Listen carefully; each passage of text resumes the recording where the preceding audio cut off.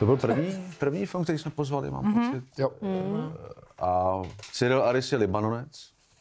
A Libanon je země, která má zvláštní místo v našich srdcích už, protože z tamního filmového průmyslu máme řadu kamarádů. Před několika lety jsme dělali takovou jako retrospektivu. Je to takové jako magické místo na pomezí kultur, nebo které jako slučuje různé kultury, tím, jako kde je umístěno ve východním Středomoří.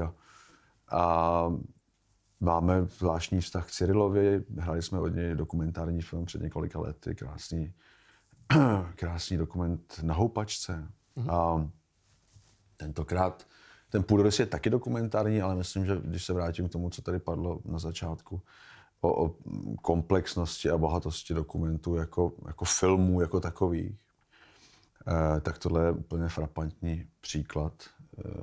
Vše vychází z té nešťastné události v srpnu roku 2020, kdy vybouchla v bejrútském přístavu léta skladovaná pyrotechnika, což v tom vlastně nelehkém žití nejen Bejrúťanů a Libanonců v zemi prolezlé skrz korupcí a své volí politiků a bohatých lidí. To byla taková jako poslední rána do vazu v tom jejich v podstatě vůli přežít cokoliv a uvažování o tom, zda zůstat v rodné zemi nebo se odstěhovat, což je takové téma typické pro Libanonce už z minulosti. I díky všem těm vlastně vojenským konfliktům, kterým prošli. A do toho samozřejmě je další rovina, to je natáčení filmu, velice komplikované natáčení filmu. Takže ta rovina filmu o filmu je obohacená o ten vlastně společenský kontext a dostáváme se vlastně až velmi univerzálním úvahám jedince žijícího na daném místě v daný okamžik a velmi jako komplikovaný život. A co s tím dál? Protože jako na to se velice dobře napojuje emocionálně.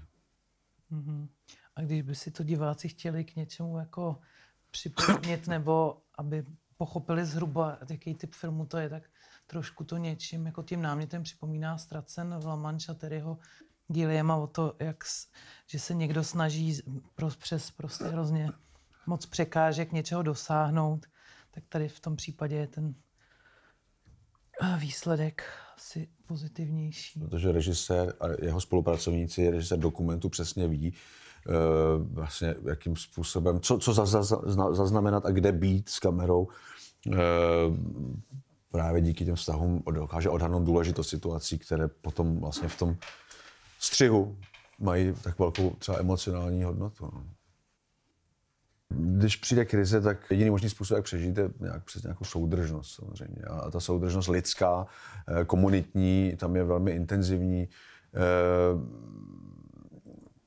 Ta fakta jsou známá, vlastně v nějaký okamžik bankomaty přestaly vydávat peníze ztratily hodnotu a tak dále. Celý jako katalog vlastně existenciálních problémů. A ti lidé žijí samozřejmě, naštěstí možná jako pracují i s úsporami a tak dále, ale jako myslím, že mnohem palčivější než nějaký momentální způsob přežití, který samozřejmě se dá protáhnout, protože prostě člověk si může něco vypěstovat a může si něco uvařit a tak dále, ale to, že prostě nevědí, co bude dál z jejich zemí, nevědí, nemá to pro ně řešení. Takže ta sklíčenost z toho, že nevíš, co se prostě bude dít s tvojí zemí za půl roku, za rok, za 2 roky, je něco, co je pro ně jako vlastně šíleně těžké.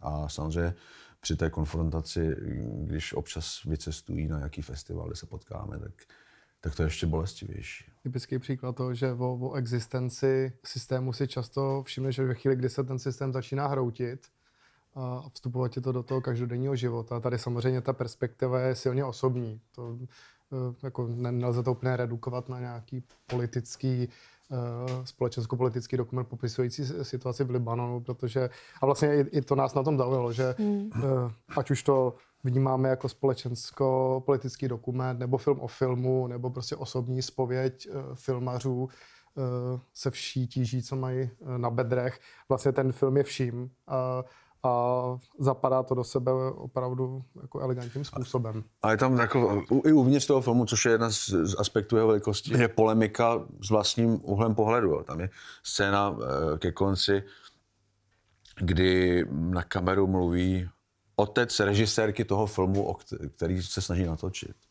A je to takový jako generační střed do jisté míry, kde on jako říká, jako, tak vy si pořád jako něco stěžujete. Ty problémy byly vždycky a teď je potřeba si z toho vzít nějaký způsob ponaučení a najít někde v tom energii. A teď, aniž by člověk zmenšoval nebo bagatelizoval problémy, kterým prochází ta aktuální generace, která dává jako vzniknout tomuhle filmu, tak najednou vidí úplně jinou perspektivu jejich vlastně rodičů a prarodičů a zase to vidí trošku jinak. Jo. Takže to je neuvěřitelný jako vrstevnatý až neskutečně emotivní zážitek. Je vlastně na tom i trochu děsivý sledovat, že člověk si vlastně zvykne asi na všechno, když v tom žije. Že jako tam je taky pasáž filmu, kdy oni jako najednou prostě pracují s tím, že elektřina funguje jenom pár hodin denně. Což při natáčení. Což při natáčení je těžký, ale prostě se tomu jako přizpůsobí, no. A vlastně tam člověk jako cítí, že samozřejmě, jak říkal Karel, jako je to neskutečně těžký a je asi hrozný v tom přežívat v té nejistotě a na druhou stranu člověk musí nějak ze dne na den žít, takže vlastně nezbývá, než se na to svým způsobem zvyknout a pracovat s tím, co je, no.